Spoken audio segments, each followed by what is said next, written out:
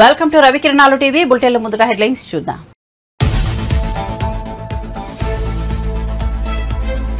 ఏపీలో సార్వత్రిక ఎన్నికల పోలింగ్ ఉదయం 6 నుంచే బూత్ల వద్ద బారులు తీరిన ఓటర్లు. కొన్ని చోట్ల రాత్రి 2 గంటల వరకు కూడా పోలింగ్ జరిగిందన్న మీనా. గత ఎన్నికల్లో 79.8% పోలింగ్ నమోదైందని వెల్లడి.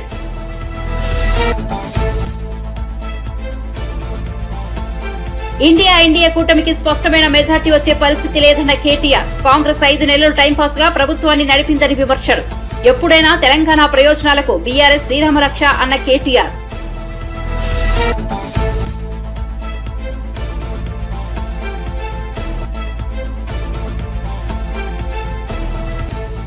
తిరుపతిలో పులివర్తి నానిపై దాడి.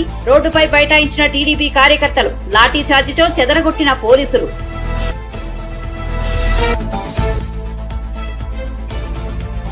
వారణాసిలో నేడు నామినేషన్ దాఖలు చేసిన ప్రధాని మోదీ. నామినేషన్ కార్యక్రమానికి చంద్రబాబు పవన్లకు ఆహ్వానం.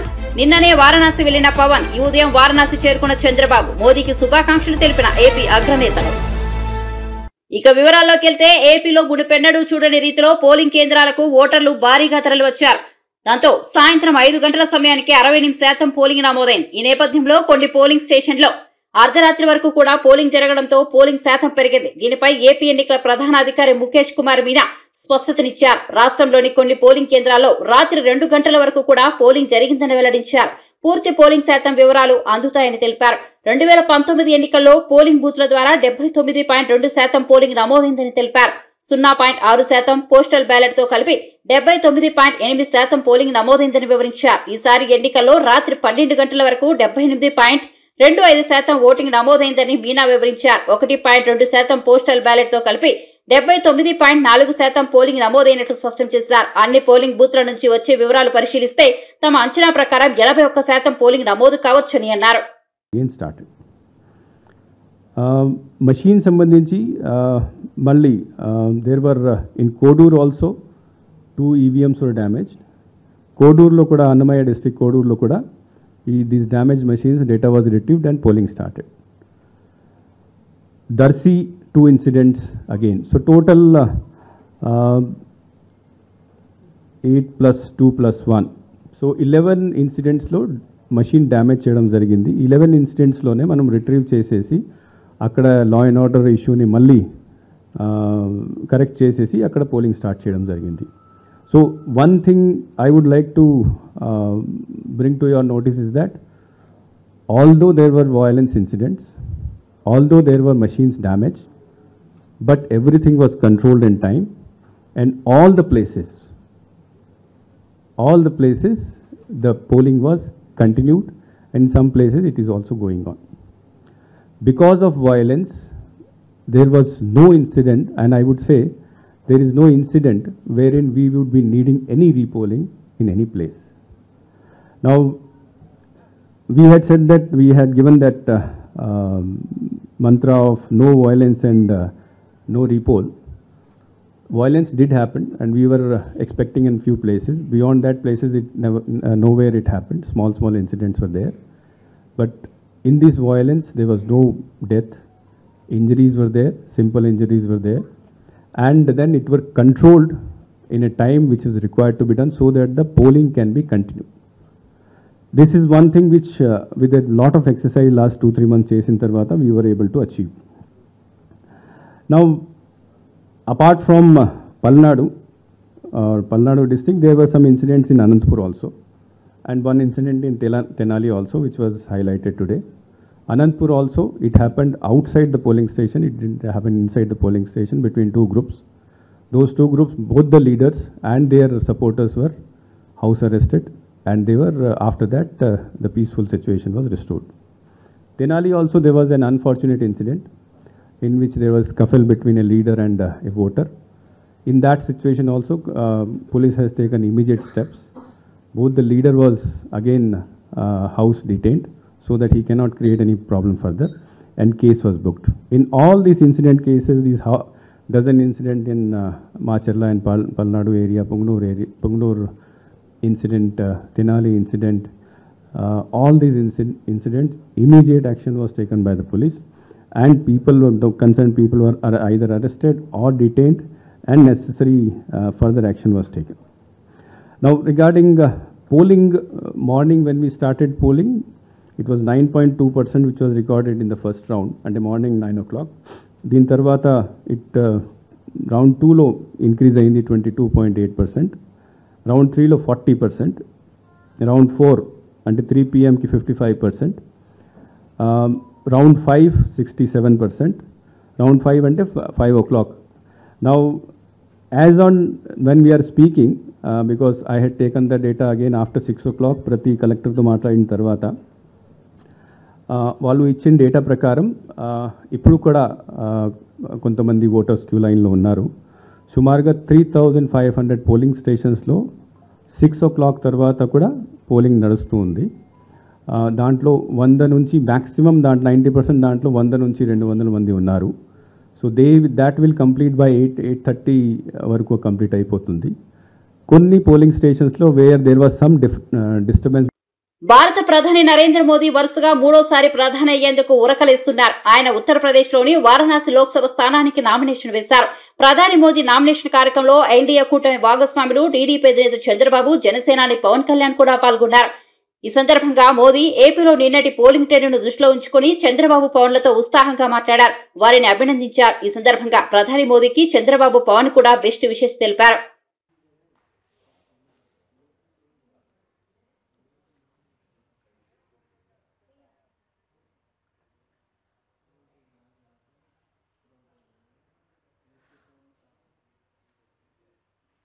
और छत्रपति शिवाजी का एक तरह से एक प्रतीक है ये, जिसे अभी हमने देखा कि प्रफुल्ल पटेल ने प्रधानमंत्री नरेंद्र मोदी को पहनाया है।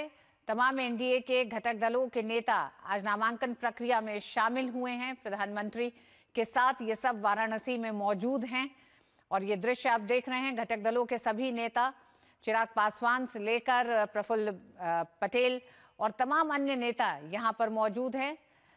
तो कुल मिलाकर आज प्रधानमंत्री के नामांकन में जहां एक तरफ प्रधानमंत्री कैबिनेट से 19 मंत्री शामिल थे, वहीं 12 राज्यों से मुख्यमंत्री शामिल हुए। साथ ही साथ तमाम घटक दलों के नेताओं ने मिलकर वाराणसी से एक तरह से एक पूरा शक्ति प्रदर्शन एनडीए का जनता को दिखाया, देश को दिखाया कि किस तरह से ये पूरा एनडीए एकजुट है 2024 के लोकसभा चुनाव में। और एक मत से एक स्वर के साथ 400 पार के नारे को एक तरह से प्रधानमंत्री ने इस जमीन से ये भी कहा कि ये 400 पार का नारा नहीं बल्कि देश का संकल्प है।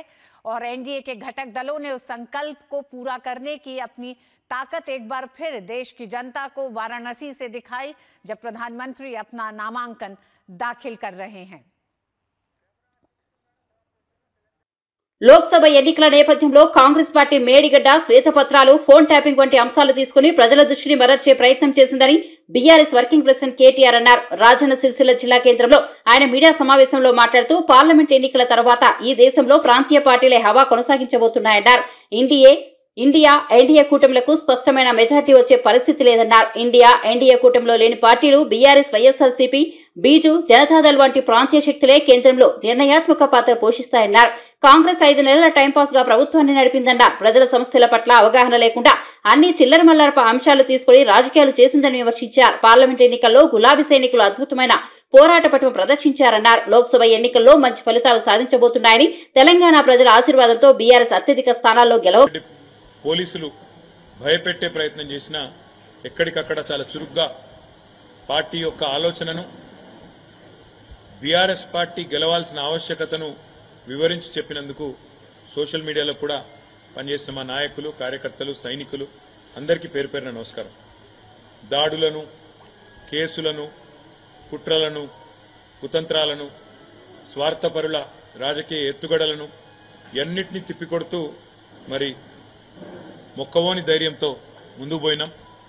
పెద్దలు కేసీఆర్ గారి బస్సు యాత్రతో నిజంగా చెప్పాలంటే పార్లమెంట్ ఎన్నికల్లో ఒక మలుపు తిప్పింది రాష్ట్ర రాజకీయాన్ని కేసీఆర్ గారి బస్సు యాత్ర. 17 రోజుల బస్సు యాత్రతో 2 జాతీయ పార్టీలు కూడా దిగిరాక తప్పని పరిస్థితి. 2 జాతీయ పార్టీల నాయకత్వాలు కూడా తెలంగాణ చుట్టూ గింగిరాలు కొట్టక తప్పని పరిస్థితి కేసీఆర్ గారి బస్సు యాత్ర కల్పించింది. ఏ జిల్లాకి పోయినా, ఏ నియోజకవర్గానికి పోయినా ఏ పట్టణానికి పోయినా బ్రహ్మరథం పట్టినారు ప్రజలు. ముఖ్యంగా రాష్ట్రంలోని ప్రతి పాయింట్లో ఎక్కడెక్కడైతే కేసీఆర్ గారు కాలు పెట్టారో దాదాపు 30 చోట్ల ప్రతి చోట కూడా మరి ఈ బస్సు యాత్రని రోడ్ షోలను కూడా విజయవంతం చేసిన మా పార్టీ నాయకత్వానికి కూడా హృదయపూర్వకంగా ధన్యవాదాలు. ఆదిలాబాద్ నుంచి అలంపూర్ దాకా ఇవాళ గులాబీ సైన్యంలో గుండెల నిండా కూడా ఆత్మవిశ్వాసం కనబడతా ఉంది. తప్పకుండా 2 జాతీయ పార్టీలకు కూడా ముచ్చెమటలు పట్టించినాం. మొత్తం క్యాడర్ నుంచి లీడర్ల దాకా అందరిలో కూడా స్పష్టమైన ఒక విశ్వాసం, స్పష్టమైన ఒక నమ్మకం. పార్టీ 10 కాలాల పాటు చల్లగా ఉంటుందనే ఒక ధైర్యం, ప్రజల నుంచి వచ్చిన ఆదరణ చూసిన తర్వాత ఒక పూర్తి స్థాయి స్థైర్యం ఏదైతే పెరిగిందో, ముఖ్యంగా కేసీఆర్ గారి పోరుబాటకు జనం నుంచి వచ్చిన స్పందన చూసిన తర్వాత బ్రహ్మాండంగా మరి కార్యకర్తల్లో గొప్ప ఉత్సాహం, కొత్త జోష్ కూడా వచ్చింది. వాళ్ళ రాష్ట్రంలోనేమో ఇక్కడ కాంగ్రెస్ ప్రభుత్వం మేము చేసిన పనులన్నింటినీ కూడా తిరగదోడి కొత్త జిల్లాలు రద్దు చేయాలని, అదేవిధంగా కేసీఆర్ ఆనవాళ్లు లేకుండా చేయాలని ఒక చిల్లర ప్రయత్నం ఏదైతే చేస్తున్నదో ఇది కూడా రాష్ట్ర ప్రజల్లో ఒక విముఖతను, ఒక రకమైన మరి ప్రభుత్వం పట్ల వ్యతిరేకతను పెంచిందని చెప్పి కూడా మేము అనుకుంటా ఉన్నాం. అదేవిధంగా 6 గ్యారంటీలు 100 రోజుల్లో అమలు చేస్తామని చెప్పి మొత్తంగా 420 హామీలు ఇచ్చి ఇవాళ వాటిని తుంగలో తొక్కిన వైనం మీద కూడా కాంగ్రెస్ పార్టీ మీద ప్రజల్లో తీవ్రమైన వ్యతిరేకత కనబడింది. మేము ఎక్కడెక్కడైతే తిరిగినామో చాలా స్పష్టంగా, ముఖ్యంగా గ్రామీణ ప్రాంతాల్లో రైతు భరోసా అని చెప్పి మోసం చేసినందుకు, రైతు బంధునే మొత్తంగా వేయనందుకు, కరెంటు విషయంలో తీవ్రమైన నష్టం చేసినందుకు, క్వింటాల్కు 500 బోనస్ ఇస్తామని చెప్పి బోగస్ మాటలు చెప్పి మోసం చేసినందుకు ఇవాళ రైతులు బగ్గున మండుతా ఉన్నారు. తప్పకుండా ఆ వ్యతిరేకత అనేది ఓట్ల రూపంలో కనబడుతుంది గ్రామీణ ప్రాంతాల్లో అని చెప్పి మేము అనుకుంటా ఉన్నాం. రుణమాఫీ కూడా ముఖ్యమంత్రి గారు స్వయంగా తారీఖులు చెప్పి మళ్లీ మళ్లీ మాట మార్చిన విధానం, తేదీలు మార్చిన విధానం, దేవుళ్ల మీద ఎన్ని ఓట్లేసినా ఒక నమ్మలేని పరిస్థితిని కాంగ్రెస్ పార్టీ పట్ల తీసుకొచ్చిన మాట కూడా వాస్తవం. రైతాంగం అంతా ఒకటే అనుకున్నారు, కేసీఆర్ ఉన్నప్పుడే బాగుండే, అందుకే ఈ ఎన్నికల్లో. తిరుపతి పద్మావతి మహిళా యూనివర్సిటీ వద్ద చంద్రగిరి టీడీపీ అభ్యర్థి పులివర్తి నానిపై దాడి జరగడం తెలిసిందే. ఈ దాడిని నిరసిస్తూ టీడీపీ శ్రేణులు పద్మావతి వర్సిటీ రోడ్డుపై బైఠాయించాయి. వైసీపీకి వ్యతిరేకంగా నినాదాలు చేస్తూ పులివర్తి నాని అనుచరులు నిరసన తెలిపారు. ఈ నేపథ్యంలో పోలీసులు రంగప్రవేశం చేసి నిరసనకారులపై లాఠీచార్జీ చేసి వారిని అక్కడి నుంచి చెదరగొట్టారు. సమీపంలోని అపార్ట్మెంట్లోకి వెళ్తున్న వ్యక్తులపైన పోలీసులు లాఠీలు జుర్పించారు. తొలుత సాధారణ పోలీసులు రాగా వారితో టీడీపీ నేతలకు వాగ్వాదం జరిగింది. తమకు న్యాయం చేయాలని టీడీపీ కార్యకర్తలు కోరారు. ఈ దశలో ప్రత్యేక బలగాలు రంగప్రవేశం చేసి టీడీపీ కార్యకర్తలపై లాఠీలతో విరుచుకుపడ్డాయి.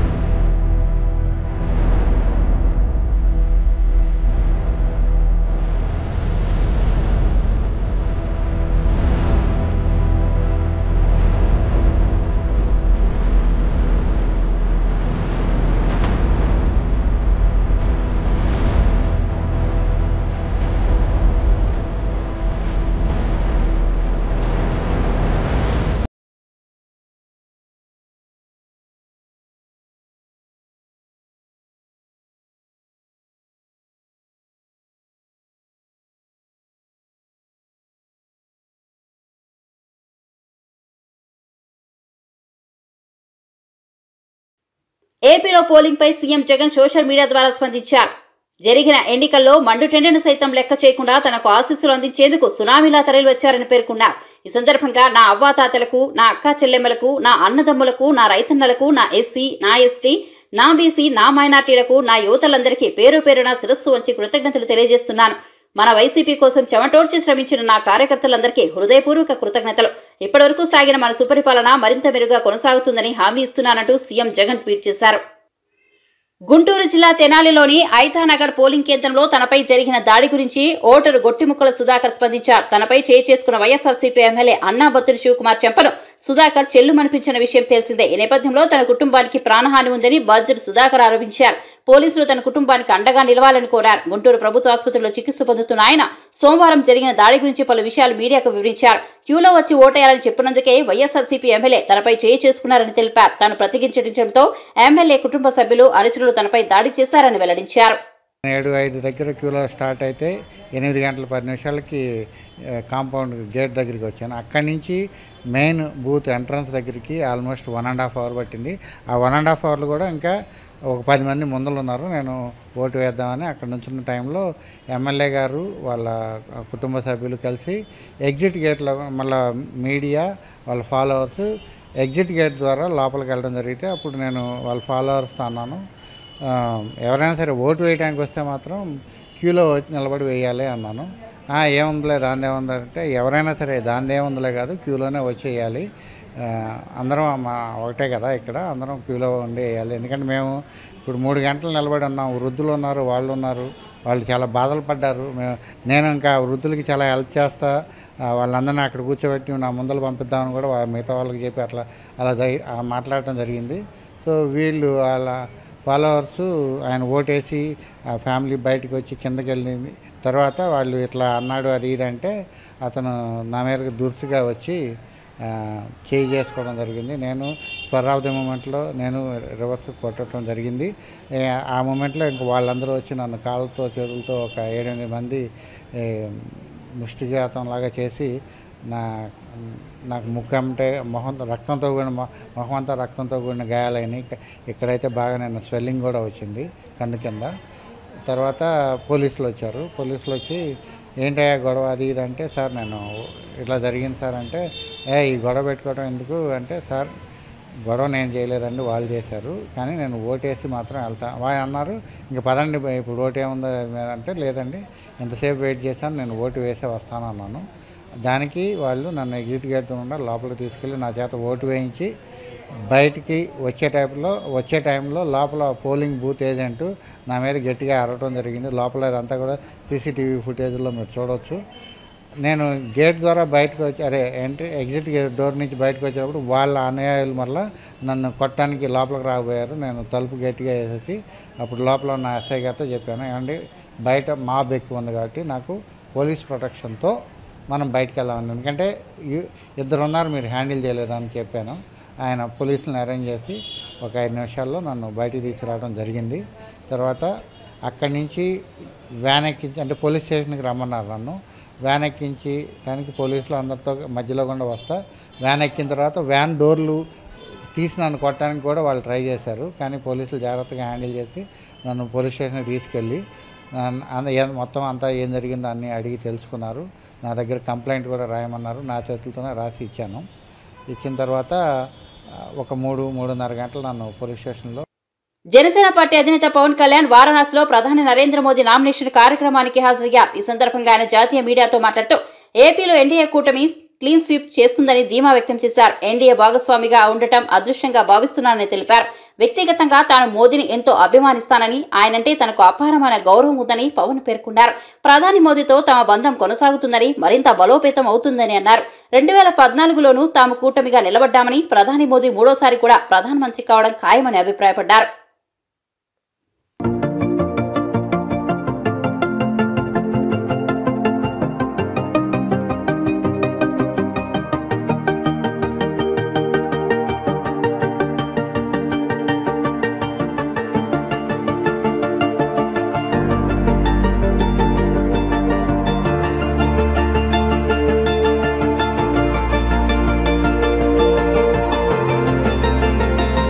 ఏపీలో గత ఎన్నికలతో పోల్చితే ఈసారి పోలింగ్ శాతం పెరిగిందని ఎన్నికల సంఘం చెబుతున్న నేపథ్యంలో ఏపీ మంత్రి అంబటి రాంబాబు ఆసక్తికర వ్యాఖ్యలు చేశారు.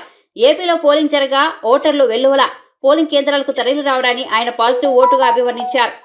వారంతా సీఎం జగన్ కోసం తాపత్రయపడి ఓటు వేశారని వెల్లడించారు. గతంలో ఓట్ల శాతం పెరిగితే అది ప్రభుత్వ వ్యతిరేక ఓటు అని భావించేవాళ్ళమని, కానీ ఈసారి సీఎం జగన్ ను మళ్లీ గెలిపించేందుకు మహిళలే భారీగా ముందుకొచ్చారని, 70% మంది మహిళలు ఫ్యాన్ గుర్తుకే ఓటేశారని వివరించారు. మహిళలు ఎక్కువగా ఉన్నారు. నేను భావిస్తున్నా 5 సంవత్సరాలు జగన్మోహన్ రెడ్డి గారి పరిపాలన చూసిన తర్వాత, సంక్షేమ కార్యక్రమాలు అందుకున్న తర్వాత, నా బిడ్డ జగన్మోహన్ రెడ్డిని మరొక్కసారి ముఖ్యమంత్రిగా చేయాలనే తాపత్రయంతో తమ ఓటు హక్కుని వినియోగించడం కోసం గంటల తరబడి వృద్ధులు, గంటల తరబడి మహిళలు, గంటల తరబడి వికలాంగులు క్యూలో నుంచున్నారనేటువంటి భావన కలిగింది నాకు పెద్ద ఎత్తున. లాస్ట్ ఎన్నికల్లో జరిగినటువంటి పర్సంటేజ్ సుమారుగా 79-80% ఉంది. ఈసారి కూడా ఆ మాత్రానికి తగ్గకోకుండా కాస్తో కోస్తో ఎక్కువయ్యే పరిస్థితులే కనిపిస్తున్నాయి. అంతే, వివరాలు ఇంకా రాలేదు కాబట్టి, ఎందుకంటే రాత్రి 10-11 కూడా కొన్ని చోట్ల పోలింగ్ జరిగింది కాబట్టి ఇంకా కరెక్ట్ ఫిగర్స్ ఇంకా రాలేదు కాబట్టి నేను ఊహాతీతంగా చెప్తున్నా. పోయినసారి కన్నా ఏదన్నా 1% పెరగొచ్చు, 1% తగ్గొచ్చు తప్ప పోయినసారి లాగానే అంత పెద్ద ఎత్తున ఓటర్లు తమ హక్కుని వినియోగించుకున్నారు. ఇది చాలామంది అనుకోవచ్చు. పూర్వం మాకు కూడా, నేను కాంగ్రెస్ పార్టీలో ఉన్నప్పుడు చాలాసార్లు పోటీ చేసినప్పుడు ప్రభుత్వ వ్యతిరేకత ఉంటే ఎక్కువ పర్సంటేజ్ ఓటు అవుతుంది అనేటువంటి భావన ఉన్నది. ఇవాళ నేను మనవి చేస్తున్నా, పోయినసారి కన్నా ఎక్కువ అయితే అది పాజిటివ్ ఓటు.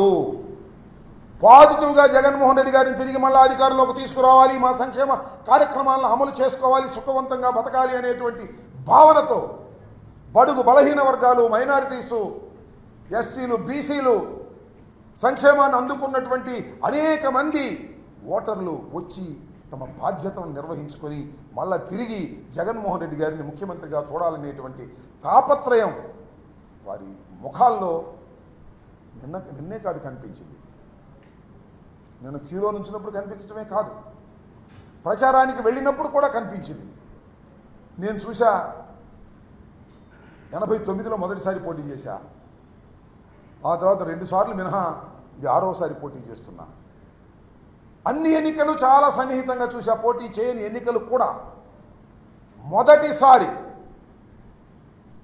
ఈసారి మాత్రమే ప్రతి గ్రామంలోనూ మహిళలు జెండాలు పట్టుకొని, కొన్ని గ్రామాల్లో అయితే ఆశ్చర్యం, పురుషుల కన్నా మహిళలే నా ప్రచారంలో పాల్గొన్నారు. వ్యాన్ వెళ్తుంటే నా వ్యాన్ ముందు మహిళలు వైఎస్ఆర్ కాంగ్రెస్ పార్టీ జెండాలు పట్టుకొని జై జగన్ అంటూ నినదిస్తూ ఉరుకులు వేశారు, పరుగులు తీశారు. అందరూ మహిళలు. ఇదంతా మహిళల్లో ఉన్న సంకేతం. నేను ఒకటే మనవి చేస్తున్నా, మహిళలు పెద్ద ఎత్తున 70% ఆఫ్ మహిళలు ఏ కులమైనా ఏ మతమైనా జగన్మోహన్ రెడ్డి గారికి ఓటు వేశారని నేను విశ్వసిస్తున్నా. ఎందుకో తెలుసా, జగన్మోహన్ రెడ్డి గారు మహిళలకు సాధికారత కల్పించాడు.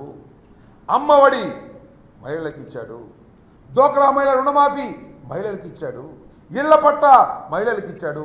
ఇట్లా ఏది చేసినా మహిళల ఖాతాల్లోకి చేసినటువంటి వ్యక్తి జగన్మోహన్ రెడ్డి గారు.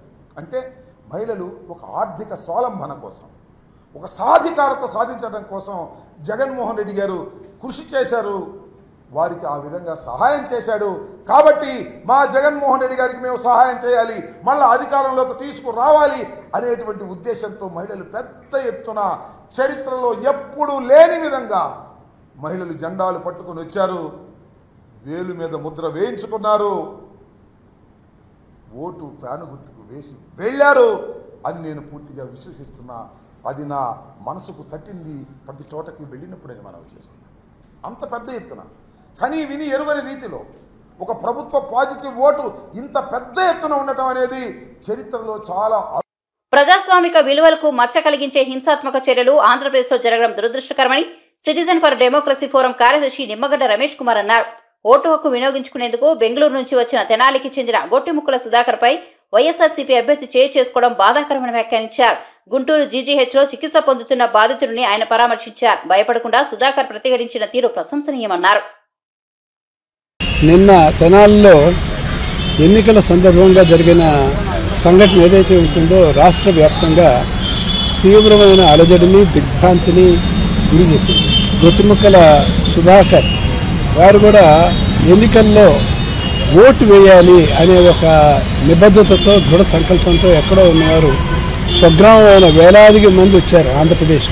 తెనాల్లో తన ఓటు హక్కు వినియోగించుకుంటున్న సందర్భంగా ఆదర్శవంతంగా వ్యవహరించారు. ఆయన క్యూ లైన్లో ఉండే వృద్ధులకి వాళ్ళకి అందుబాటులో ఉన్నారు, వాళ్ళకి సహాయం చేశారు, వాళ్ళకు తోడ్పాటుగా ఉన్నాడు. అట్లాంటి వ్యక్తి మీద దురుసుగా స్థానికంగా ఉండే శాసనసభ్యులు ప్రవర్తించడం, ఆయన మీద చేయి చేసుకోవటం చాలా దుస్సంఘటన. అందరూ సిగ్గుతో తల ఉంచుకోవాల్సిన విషయం. ప్రజాప్రతినిధులు అనే వారికి సామాజిక అవగాహన ఉండాలి. ముఖ్యంగా ఎన్నికలు జరుగుతున్న తరుణంలో ఓటర్ల పక్కన విజ్ఞతతో విచక్షణతో వ్యవహరించాలి. ఎప్పుడు కూడా అలాగే వ్యవహరించాలి. పౌరుల్ని ఆదరించాలి, పౌరుల మన్ననలు ఆ రకంగా వీరు పొందాలి. కానీ అహంకారపూరితంగా దౌర్జన్యపూరితంగా ప్రవర్తించడం తప్పుడు సంకేతాలు ఇస్తుంది. ఇది రాష్ట్ర వ్యాప్తంగా కూడా కాదు, దేశవ్యాప్తంగా కూడా ఈ ఐటెం అయింది. దీంట్లో గొట్టిముక్కల సుధాకర్ గారికి వ్యక్తిగతంగా ఆయన గాయపడి ప్రభుత్వ ఆసుపత్రిలో మెరుగైన చికిత్స కోసం ఇక్కడికి వచ్చినప్పటికీ కూడా ఇది రాష్ట్ర వ్యాప్తంగా కనువిప్పు కలిగించింది అందరికీ. ఆయన నిబద్ధత, ఆయన వ్యవహరించిన తీరు చాలా ప్రశంసాయుతంగా ఉంది. ఒక వ్యక్తిని ఎవరైనా సరే అలా దుర్భాషలాడి చేయి చేసుకున్నప్పుడు మనం మౌనంగా సహిస్తూ ఉంటే అదే కరెక్ట్ అనే ధోరణిలో కాకుండా ఆయన తిరుగు జవాబుదారీ చెప్పిన తీరు, స్పందించిన తీరు చాలా ఆదర్శంగా ఉంది. సమాజం ఎటుపోతుందనే విషయం కూడా మనం కూడా ఆలోచించుకోవాలి. ఇప్పటికైనా ప్రజాప్రతినిధులు అనేవాళ్ళు హింసాయుతంగా లేకుండా స్వేచ్ఛగా ఎన్నికలు జరగడానికి కట్టుబడి కనుక ఉన్నట్లయితే ఆంధ్రప్రదేశ్లో జరిగిన దుస్సంఘటనలు, ముఖ్యంగా నరసరావుపేట, గురజాల, ఇంకా రాయలసీమల ప్రాంతంలో జరిగిన దుస్సంఘటనలు అవకాశమే లేదు. అయితే నేను వ్యవస్థ బాగానే పనిచేసిందని నమ్ముతున్నాను. బాగానే స్పందించారు. అందుచేత ఇంకా ఎక్కువ పెద్ద స్థాయిలో వైలెన్స్ అనేది జరగకుండా కొంతవరకైనా నిరోధించగలిగాం. అసలు పూర్తిగా కనుక హింస లేకుండా కనుక జరిగి ఉంటే ఇంకా ఆదర్శప్రాయంగా బాగా ఉండేది. అయితే సీఈఓ గారు మాత్రం ఎక్కడా కూడా తిరిగి రీపోలింగ్ అవసరం లేకుండానే ఈ ఎన్నికలు సజావుగానే జరిగింది అని చెప్పి సంతృప్తి వ్యక్తం చేశారు. సిటిజన్స్ ఫర్ డెమోక్రసీ ఏపీ ఎన్నికల నిఘా వ్యవస్థ ఏర్పడిన తర్వాత ఈయన మీద జరిగిన సంఘటన మీదకి వెంటనే స్పందించి సుమారు 11 గంటల 10 నిమిషాలకు మేము జిల్లా కలెక్టర్ గారికి స్వయంగా తెలియపరిస్తే కలెక్టర్ గారు కూడా ఎస్పీకి చెబుతాము అని చెప్పి చెప్పడం కూడా జరిగింది. కొంతవరకు స్పందించారు పోలీసు యంత్రాంగం. ఇంకా క్రియాశీలకంగా స్పందించి ఉండాల్సింది. ఎవరైతే దురుసుగా ప్రవర్తించారో వాళ్ళ మీద తక్షణం చర్య తీసుకుని వాళ్ళ కనుక అరెస్ట్ కనుక చేసినట్లయితే ఇంకా బాగుండేది. చివరికి ఎలక్షన్ కమిషనే స్వయంగా రంగంలోకి దిగి ఈ ప్రజాప్రతినిధిని గ్రౌండ్ చేయమని చెప్పిన తర్వాత మాత్రమే కరెక్టివ్ స్టెప్స్ ఇవన్నీ కూడా జరిగాయి. బులెటిన్ ముగించే ముందు హెడ్లైన్స్ మరోసారి చూద్దాం.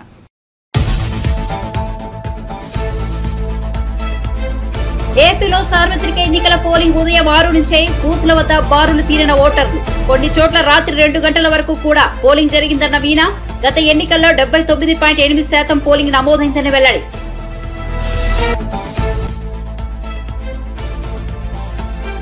ఇండియా కూటమికి స్పష్టమైన మెజార్టీ వచ్చే పరిస్థితి లేదన్న కేటీఆర్. కాంగ్రెస్ 5 నెలలు టైంపాస్ గా ప్రభుత్వాన్ని నడిపిందని విమర్శలు.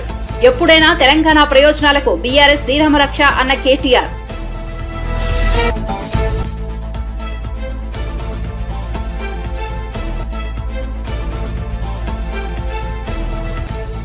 తిరుపతిలో పులివర్తి నానిపై దాడి.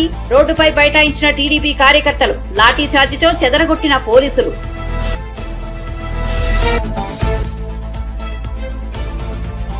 వారణాసిలో నేడు నామినేషన్ దాఖలు చేసిన ప్రధాని మోదీ. నామినేషన్ కార్యక్రమానికి చంద్రబాబు పవన్లకు ఆహ్వానం. నిన్ననే వారణాసి వెళ్లిన పవన్ ఈ ఉదయం వారణాసి చేరుకున్న చంద్రబాబు మోదీకి శుభాకాంక్షలు తెలిపిన ఏపీ అగ్రనేతలు. మరిన్ని అప్డేట్స్ కోసం చూస్తూనే ఉండండి రవికిరణాలు టీవీ.